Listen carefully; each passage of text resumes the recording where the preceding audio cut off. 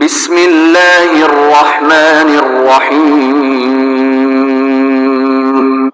দয়াময় পরম দয়ালু আল্লাহর নামে। আলহামদুলিল্লাহি রাব্বিল আলামিন। সকল প্রশংসা জগৎ সমূহের প্রতিপালক আল্লাহরই। আর রহমানির রহিম। যিনি দয়াময় পরম দয়ালু।